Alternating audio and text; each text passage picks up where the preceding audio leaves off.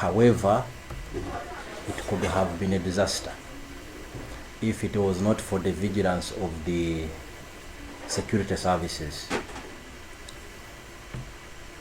This morning at around 8:30, our counterterrorism units intercepted a suicide bomber who was riding on a motorcycle. We intercepted her 600 meters from the Munyonyo Basilica, and that was the ultimate target. If she had managed to infiltrate through, I think we would be talking about a different story now. But we engaged them, and ultimately her explosive she was wearing or carrying in the backpack went off, and the rider also died. The a liar. Omulimba mwe simanyi wa mwalabi akatambi kano agambe they intercepted them. They intercepted them, meaning baza bagubira na ba engaginga ne babisa boom. Ostegede mbonga tubana kutuuka munyonyo matters grounds. Nenjagala ombulire akatambika kano tukalabe fenna ondage wa olabirako omuserikale n'omu ng'ali yiyo boda tulaba boda eri emabega wa taxi eyo, boda eri emabega wa taxi eyo eweesa akaana yebaluka. Now kwekyo kyolabye bomu nebalukiraawo, taxi nesigalawo, bomu ebalukidde ku boda nesesensebuka, okitegedde, n'abantu ne basesebuka, okitegedde, taxi nesigalawo nga tenna kyebadde. Ezo bomu nga zino bomu bazikola batya specifically nga zikuba awuka we ziri tewali na kintu kyonna kyonooneka kirala okujjaku abaziina bokka. Eno bomu ensobeddemu. Kale awo tuveewo ku bomu ey'ekatwe. Naye kye ŋŋamba olabawo omusirikale kiyennaawo ayengeginza owa booda oyo okwabikisa bomu eyo, olaba okaluga mbu baali bengeginze babinterceptinze ne bajabikisa ne bakuba. Olabye omusirikale n'omu taliiwo. Kino kyazze buzi, musajja watuba naye kikyabaddewo tewali amanyi. Okitegedde? Tewali amanyi. Oba bamutaddeko obutesi kisawo naye nga tamanyi. Okitegeera? Ne kimubalukirako naye nga takoze ekitategedde. Ne bwe wagambe muno bavuzi buno batezi ba bomu. Mutujju kyajja n'atega bomu n'ajja kubira mu luguudo awo watali n'omu alumwa nga ye agenda just kulumwa, just alage muno nfudde forward. Okitegedde?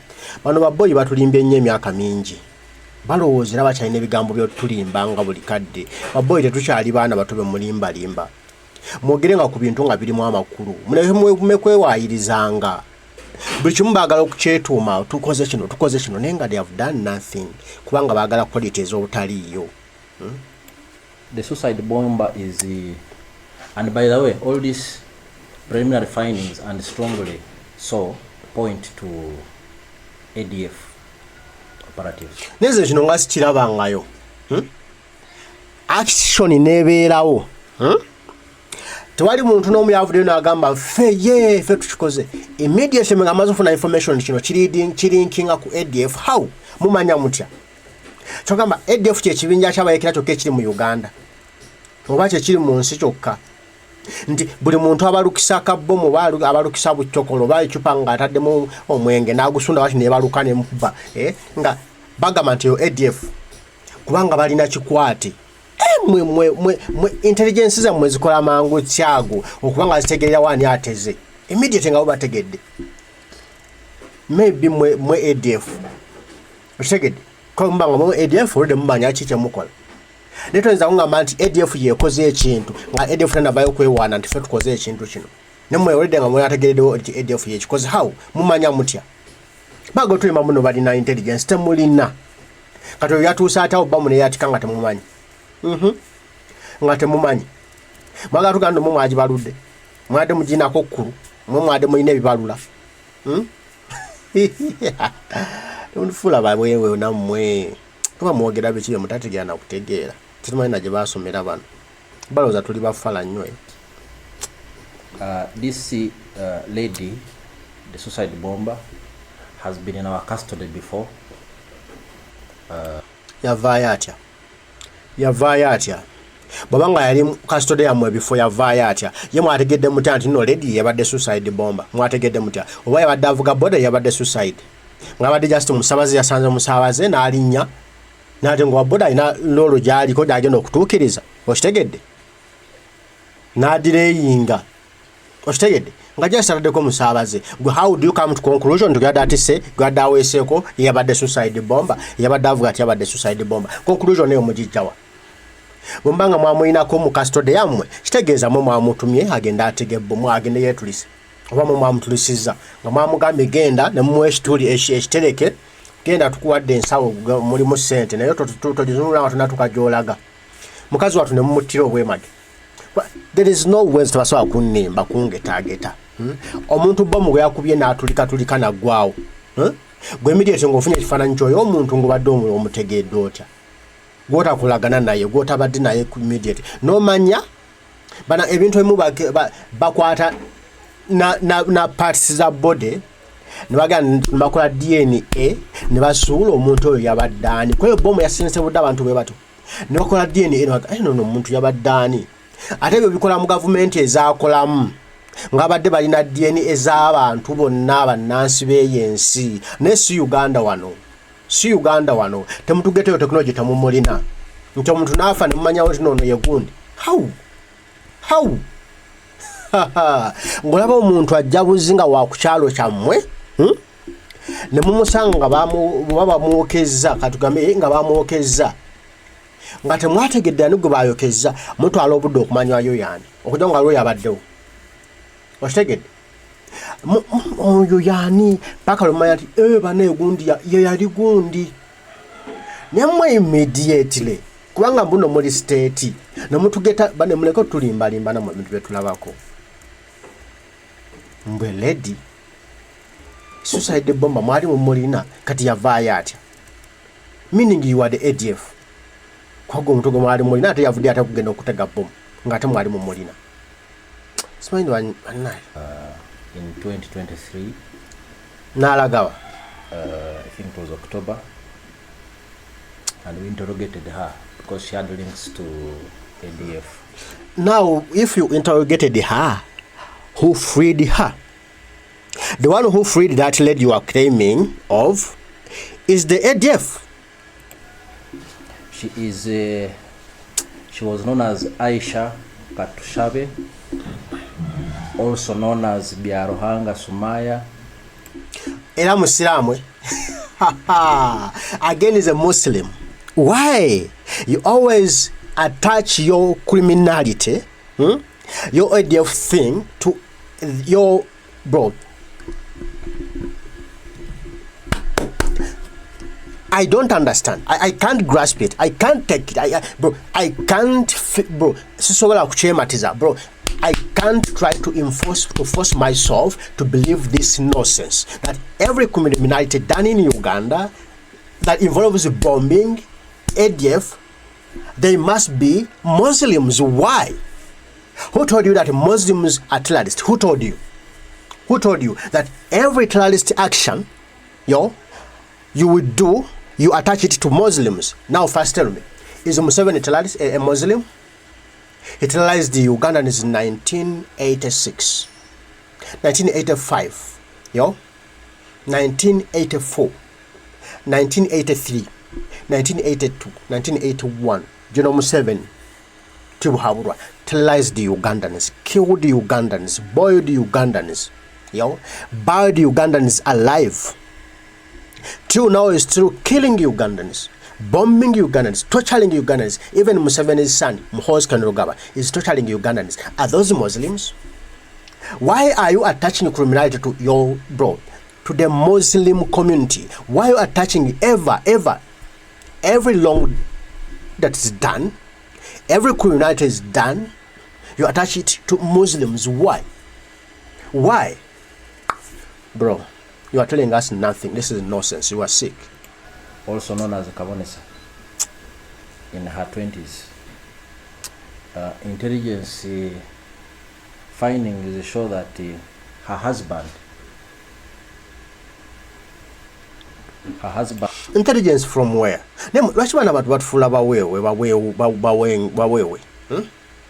Just within minutes, within seconds, within hours. Ngamazokola intelligence ne mumanya nno abadda yani, abadda avawa, bawe yani. Amangwago. Kozi mwamulina. Kati yavaya atanza oyonjagala wali ekibuzo kyange yava atya mu ngalo zamu. Yatoloka ye. How? Ngate mwali mu mulina yabatoloka kati. Natuko okuddayo na Okutega Bomu. Meaning you are the ADF. You are the ADF. And called Muzaffar was killed by our counterterrorism forces in 2021. He was among the group who wanted to bomb the funeral and mourners of the late Deputy Inspector General of Police, Paulo Kechi. That time we arrested some suspects. There are some stupid allegations I will not buy. Never. Never. Let's say I'm an ADF member. Let's say I'm an ADF member. You know, I don't want General Museveni and his government. Why would I go to bomb innocent citizens? This is stupidity. No way. No way. Okay, why could I go and kill myself? Because I don't want Museveni. Then I bomb myself. For what? Bro, these terrorist things, bro. Byachikusa. Bana bantu bekolera ebintu bya bekolera emizannyo zaabwe ne baza mu tujja kugibayinga every day. I'm not among the foolish Ugandans that will buy your nonsense. And some were killed. We also know that she was a daughter to Abdul Shakur. Abdul Shakur is the suicide bomber who blew himself at the Central Police Station. Why everyone is dead? Why everyone is dead? They are trying to confuse you. They are trying to confuse you. Why everyone is dead? The husband is dead. The father is dead. How can a father be a terrorist? The husband be a terrorist, and the wife a child is terrorist, bro? Some things are not adding up, bro. You mean when General Museveni was in the bush, terrorizing Ugandans, massacring Ugandans, his dad and the mom were in the bush too? His children and wife were in the bush? Why, bro? Why are you taking us for granted? Tekisoboka tamuyinza kutulimba omusajja tayinza kubanga mutujju ne mukazi we mutujju n'abaana batujju ne tata tekisoboka. How are they, bro? How are they? Kat family beesigaddewo nti fena tube tugwere mu tujju nedda ssebo family bazikweka omukyala yandibaye nga tabiriimu ng'ali yakuza abaana omusajja yandikikoze omusajja mukazi yandibadde oba omukazi n'akikola nga omusajja gyali akuza abaana temusobola temutufuula bazoligo nnyo mukome okufumbafumba ebisitoole. Mukomye okufumba ebisitoole osobokedde mu tulimba ne byonna byetugamba bya bulimba. Simanya ne kagaba ye magezi whatever you are saying, you are lying, you are deceiving the nation, you know it. It's not true. You can't say we intercepted them, yet there is no any police officer officer around them. Bo abantu abadde bokka nga bavuga boda yaabwe batambula nekibomo nekyabika tewalina musirikale no mbazze luvannyuma nnyo nga abantu babategamye no bagamba kati then you lied the world and you intercepted them. How? Kyogamba muwadde muvuga boda ne mutulisa bomu. Tulabe naye bantu abalimba bannaye mulibeerako ddi ab'amazima. Mandigambe piki y'abalusi tumanyi ky'abalusi ne katubikebere tuno katugende mu forensics katutwala abakugu bakebere ekyabise ekibadde ki ne mutubuulira ekyabise ekibadde ki. Enza obanga piki yayabise nga tanka yabadde efulu mafuta nini kyabadde mu tanka nebaluka okitegedde nebafa piki nebaluka byayo okitegedde nenga bubuli kyabe kibaluse bajja kugamba bomu usanga piki yabaluse byayo just kirwadde kya piki okibano piki esobola okulwayo kubaluka nemufaawo okitegedde kati bwebanga piki just yabaluse byayo bongo de bamaze okuttributinga ku bomu bano bo evo omulwadde bwa bwalwala bomu because they want to make us fear tetukyatebya bomu zammwe nammwe everyone will die and no one will die in someone's place bro twalajja kufa mu kyamune majezi ojja kufa twalajja kufiira bakama abo bajja kufa twalajja bafiira tojja kufa kulwa bakama abo mbu basigale mbugofu basigale never when their day comes they will die kemege tutizatisanyo nakutya nakufa bajjajja ffe bafudde bazadde baffe bafudde abantu baffe bafudde bonna twali afudde bomu twali afudde masasi bafudde bulwadde bali mu ttaka wali abafa amasasi wali abafa zibomu bonna baliwa mu ttaka so the end of all fena tujja kufa tewali kyamaanyi nnyo kiri awo tulivinga ku nsi kuno ne tulya be tulidde nofa ne bakuziika abala ne babeerayo so temutiisadisa na kufa titwakalaba. Kampala in 2021. The other incident was, I think, along Parliamentary Avenue. So these are strong links to ADF, which we knew about.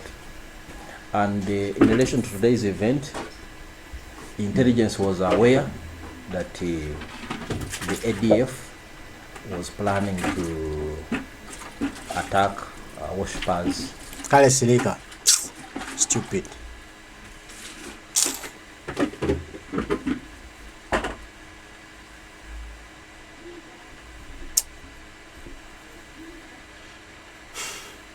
Nemwe ngoye kale ebintu byokunimba nze ng'omu simanyi mwe Bannayuganda how are you muli mutya Bannayuganda how are you Bannayuganda mwe simanyi mwe nga mmwe kuba mwe mukyayi ebintu byokubalimba mukyabikiririzaamu.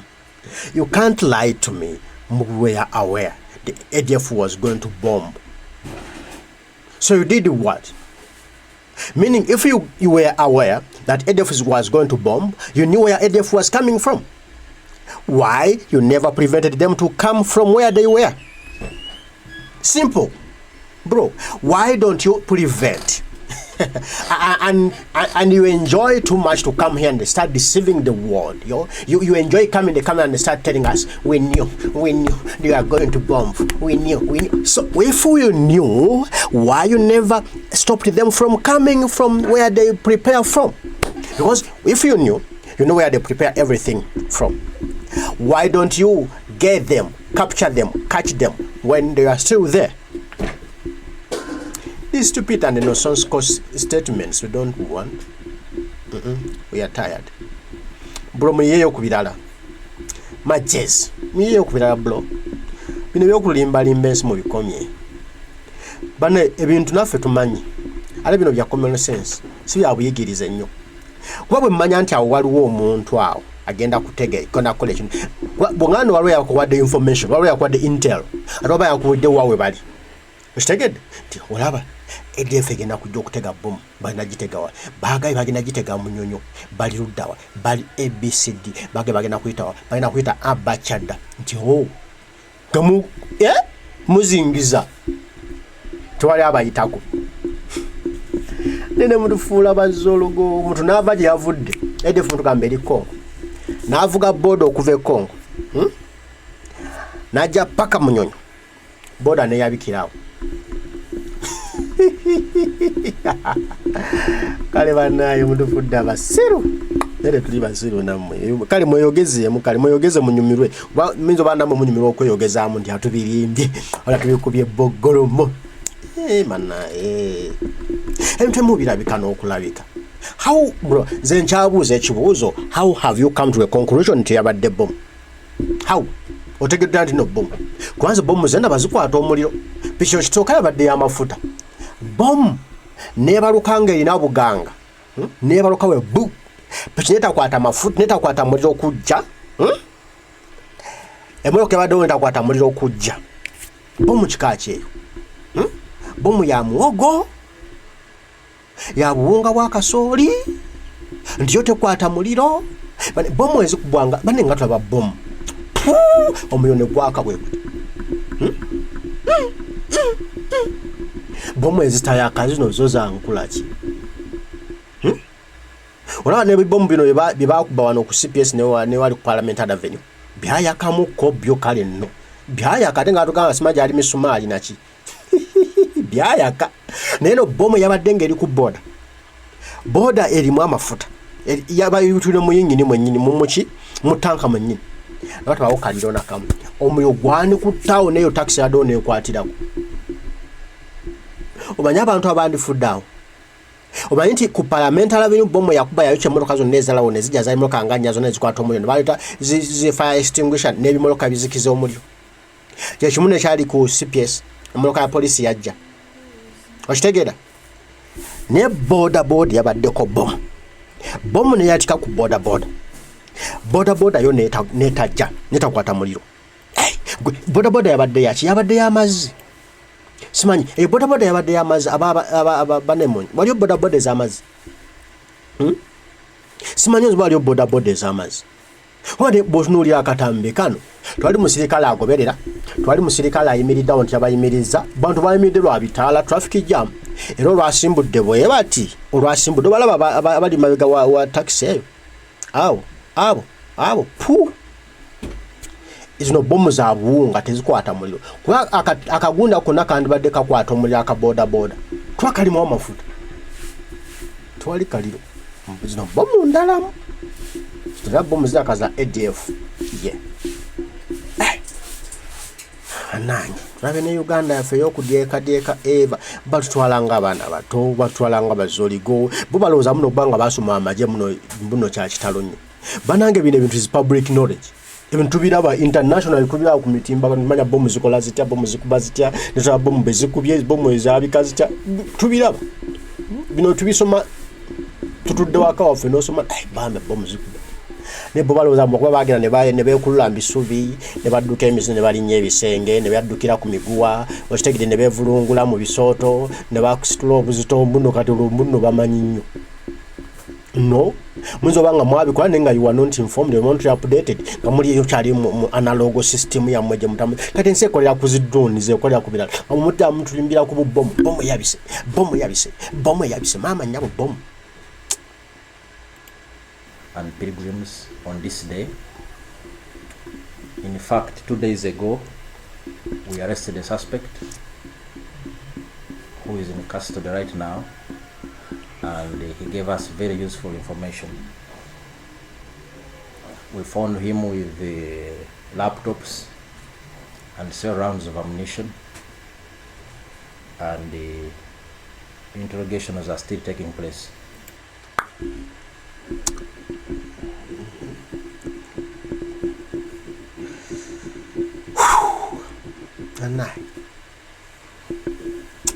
Ebitemu oyanga twagana biwuliriza naye ngwena okulaga abantu kyekigenda mu maaso. So we had strong links, and our people on the ground today, we are very vigilant and aware, and we congratulate all the security forces today who are in the field, the UPDF, the Uganda Police Force, and the intelligence services, for preventing a catastrophe. Tumbavu. What have they prevented? Nimwe. Lwachimulimbe misana ngenseera ba. Why are you deceiving the world when we are all watching, bro? Atenswe eno camera yakutebino, it's not a street camera. Oshegede. Si camera yabwe zinezo ku ngudo. And I think it's a private camera. Like it's the residential camera. Yakute incident scene. Kati kana atambika afulumye nga tebategedde. Ne kabayiye amanda bagayita kuibwa amanda mu mbugo. Kabayiye. Who prevented where? Who is a police officer or an army officer here that prevented that? Who was there? Munabideko ani babo n'abasabaze babo abantu ba boda badde bavuga batambula makubo gaabo. Omusirikale aliwa gotuka muno ya bambi ya aviation ekikumawo. Ana lumoga mu Uganda njegaane. Natinga we wamwe. Ngula abantu bonna balimba bakozesa bulimba always nebitali mu makulu. we could have been talking about many people dead and injured today, and the entire. Now, if it was to kill many people, what about the tax? Not the kubidwa. I am not going to go tax. But they could have injured many people. Akabomu ne kabika kuboda enda kwata na muliro. Nekata just baji tuddeko. Kanonga akabomu kandisa abantu na mugongo simanya mu kigwa ky'abajulizi. Yakade kaja kutta abantu babira abatuddawo kale. Kabadde ku ebadde ku taxi bwe bati. First wali chebaddeko nakama. It would have been in a panic and confusion. So briefly, that's about the event today, but I think the important message is that we have prevented the security forces. You prevented a successful Martyrs' Day celebrations. Okay. And thanks to them, nobody has died, nobody is injured, although there were attempts to do so by some clearly very negative forces in our side. No. Why would the terrorists want to come and kill pilgrims? In some cases, we need to ask ourselves why. He wanted to make pilgrims also martyrs. He wanted to do it to annoy Museveni, to annoy the Catholic Church. Why? Bro, njagalanze manyi sometimes tulina okwebuzanga ebintu nga bino bwe tuba twagala okutegeera omutujju wa ADF batugamba mbu ADF teyagala General Museveni, yagala kujjako General Museveni, teyagala bukulembezeebwe. Kati obukulembeze bwa General Museveni bwadde buli munyonyo bwadde munyonyo ku Martyrs' Day ku Martyrs' Day lwabaddeyo General Museveni yabadde na mugongo ku kigwa ky'abakristaayo. Kati omutegezi wa bomu lwaki agenda wa ku kigwa ky'abajulizi bagiyita batya emunyonyo abantu nayo ngali General Museveni ali na mugongo. Lwaki agenda lumwe na mugongo? Banagamba antu atadde security mungi nnyo, security yabadde nnyingi nnyo. Banaye abatezi ba bomu bo basiru bafala bo bafala bali awo biŋŋaŋŋaali. Choka abategedde John waliona mugongo. Bro, nze kyemmanyi mwe mulowooza muno muli bagezi nnyo, naye n'abatezi ba bomu bagezi. Omuntu nga ali serious nga mutezi wa bomu tayinza kutega bomu ng'ulo ku lunaku lwennyini olwa event. Aba yagiteekawo dda ng'amanyi no lunaku bwe luti tujja kuja activating. Nga mwene munaayitebwa byammwe ne beetoloosa piipi tebijja kugira. Oshitegedde kyekyamugayo okutwala bomu enamugongo n'agitega n'alinda Museveni nti empaluke nga gyali. Oba kyekyagana okutwala bomu emunyonyo n'agiteekamu mu kifo nebaluka nga bantu wewedde we bali. Oshitegedde ki ekiba kimuvugisa bomu ku booda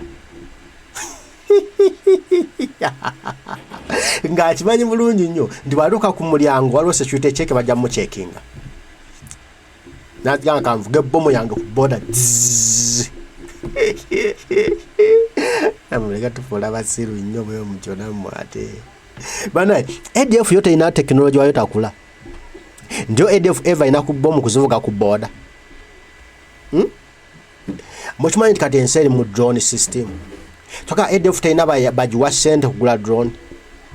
Ehoesa drone jerumbe. Bebatule General Museveni bebatule byonna byeyagala okubaatula abantu bebatule baki babalamazi oba bebatule baziiso oba bebatule baki mukolo kyegubaatule ngira balina kujja kuvuba mu bazivuga ku beach. Science wekikadde mu mukomye nammwe ozombera abana bakulembeze nga bali stark eri mu middle bamita wati mu zinjasolo mpasi byali byadde eyo mu middle stone age eyo eyo nga bakulembera gye bali stark. Bro, bwe kyabagamba kiba kyakikadde kiba kirawo kyakweyiya kya myaka gyabwe edda bye baakolanga olowooza ne kati byakyakola mu nsi. Babeera batuli bekale magezi omusajja batuli balimbisa bamwogeza ebitali mu makulu. Ye magezi yatandikadde okwogerera UPDF kuza yogerera General Muhoozi kati n'afuuka nga UPDF.